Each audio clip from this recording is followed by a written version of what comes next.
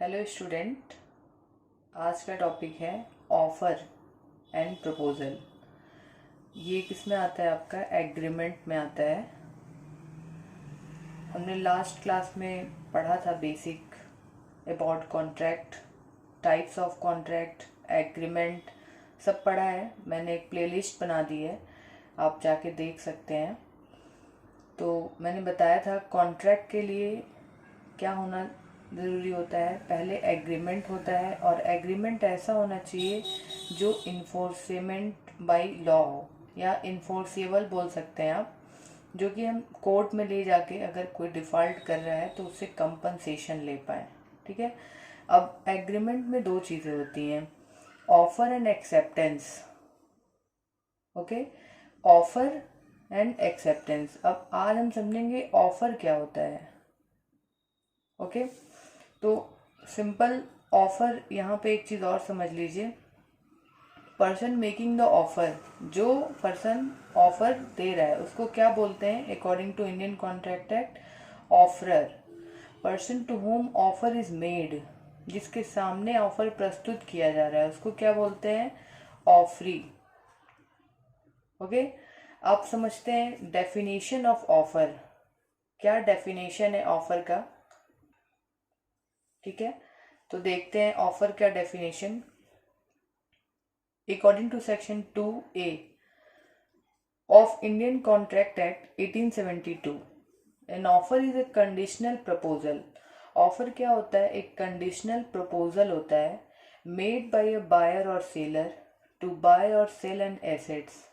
ठीक है, कौन करता है? बायर और सेलर टू बाय और सेल एन एसेट्स, अपना सामान बेचने के लिए, विच becomes legally binding if accepted. अगर वो एक्सेप्टेंस हो जा रहा है तो वो एक रिलेशन में आ जाते हैं, वो उस काम को करने के लिए बाइंड हो जाते हैं। ठीक है, जैसे ऑफर का अगर सिंपल मतलब समझें तो एक होता है एक्ट करना।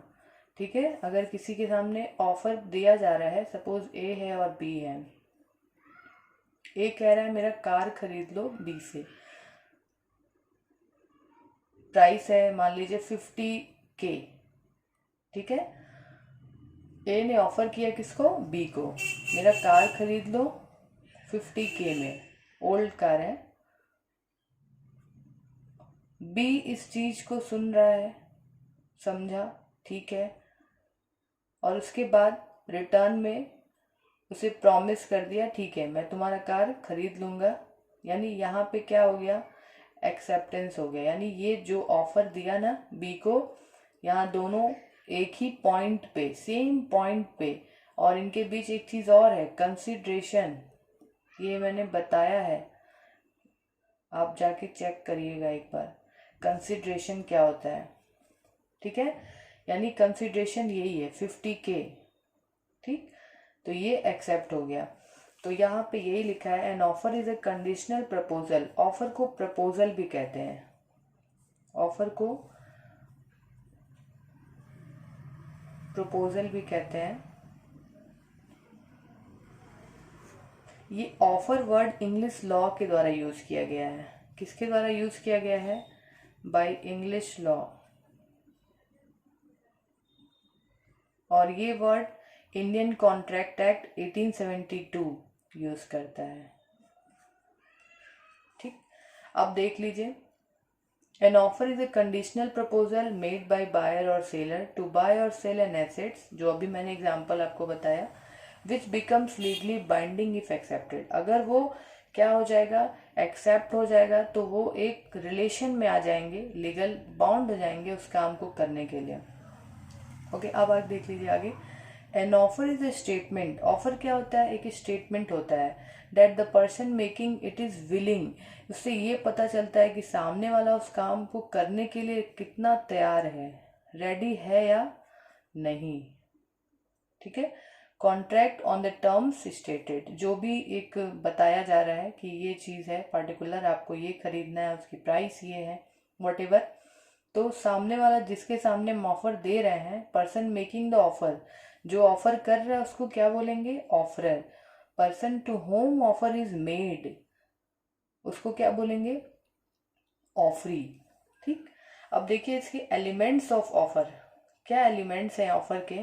मोस्ट इम्पॉर्टेंट, ऑफर के 3 एलिमेंट्स हैं। पहला है एक्सप्रेशन ऑफ विलिंगनेस। अभी मैंने बताया विलिंगनेस का मतलब होता है रेडी, यानी कितना वो तैयार है उस काम को करने के लिए। उसके एक्सप्रेशन से आपको समझ में आएगा, यानी आप बोल सकते हैं एक्ट करना, ठीक है। अनदर पर्सन होना चाहिए, इसका मतलब एक खुद को खुद से ऑफर नहीं देगा, एक पर्सन होना चाहिए, बी, ठीक है। यानी ए किसको ऑफर देगा? बी को। To obtain the assent, assent का मतलब होता है अनुमति लेना, ठीक है। ए फोर्सफुल्ली बी को नहीं कहेगा नहीं तुम मेरा कार खरीद ही लो, ऐसा नहीं करना है, ठीक है। उसकी अपनी होनी चाहिए एक्सेप्टेंस, वो खुद से उस चीज के को करने के लिए तैयार हो, रेडी हो, वो होता है टू ऑब्टेन द एसेंट।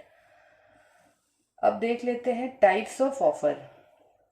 मैंने टाइप्स ऑफ कॉन्ट्रैक्ट पढ़ाया था, सेम यहाँ पे भी वही टाइप्स होते हैं, बस आप ये देखोगे ऑफर लग जाएगा। एक्सप्रेस कॉन्ट्रैक्ट पढ़ाया था मैंने, अगर किसी ने नहीं देखा है तो प्लेलिस्ट जाके चेक कर ले, ठीक है, तो उससे और क्लियर हो जाएगा आपको। Express offer, express offer written और ओरल होता है।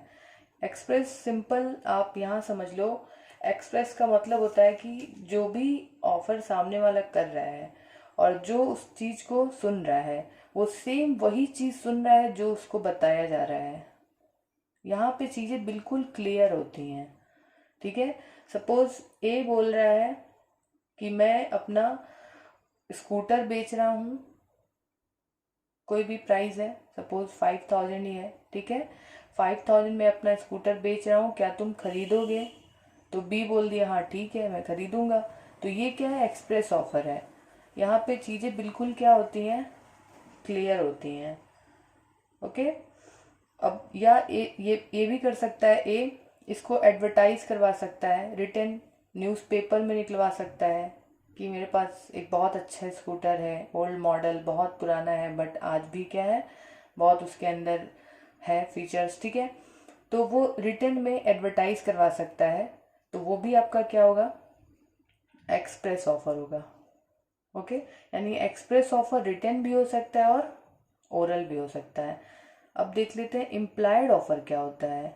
Most important, implied offer, offer देने की ज़रूरत ही नहीं होती है, इसे ऑफर ट्रीट कर लिया जाता है, ये एक्शन से बताता है। यानी इसमें मेन चीज़ क्या होती है? एक्शन। जो भी पार्टी है उसके एक्शन से पता चलेगा कि वो उस चीज़ के लिए रेडी है या नहीं।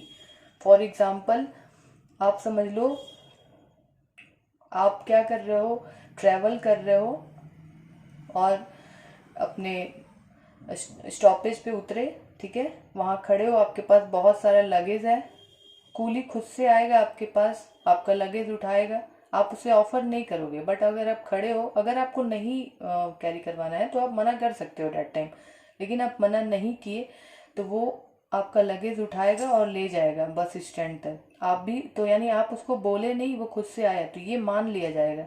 ये क्या है? Implied offer. और एट लास्ट आपको इसका पेमेंट करना पड़ेगा। ऐसे बहुत जगह होते हैं, जैसे आप रेस्टोरेंट में गए, ठीक है, जाते हैं, आप बैठ जाते हैं, खुद से आता है, आपका लेके जाता है लिख के जो भी आपको ऑर्डर करना है, उसके बाद लास्ट में वो पेमेंट लेने आता है तो आपको देना पड़ता है। यानी ऑफर देने की ज़रूरत नहीं पड़ती है, आपके एक्शन से पता चलता है कि आप इस चीज़ के लिए एग्री हो। कंडक्ट ऑफ द पार्टी, ठीक है, जो भी वो परफॉर्म कर रहा है। जनरल ऑफर क्या होता है? ये सबके लिए होता है, ठीक है। सपोज कि मेरे पास एक हॉर्स था जो खो गया, और अब मैं क्या चाह रही हूँ कि मेरा हॉर्स वापस से मिल जाए, ठीक है।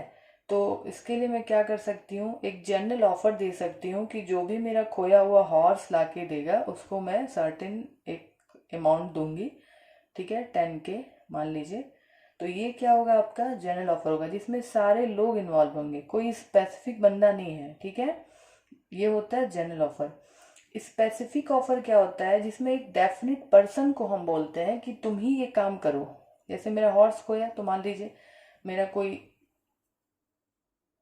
एजेंट है, ठीक है, या कोई भी है मेरा अपना, ठीक है, उसको मैं बोल दी कि नहीं, बी है, बी को बोली नहीं तुम जाके लाओ तब मैं तुमको ये एक गिफ्ट दूंगी या फिर ऐसा कुछ भी, ठीक है।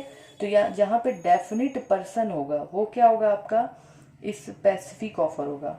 आई होप आपको क्लियर हो गया होगा, ठीक है। बहुत शॉर्ट में मैंने पूरा आपको बता दिया है जितने आपके काम का है।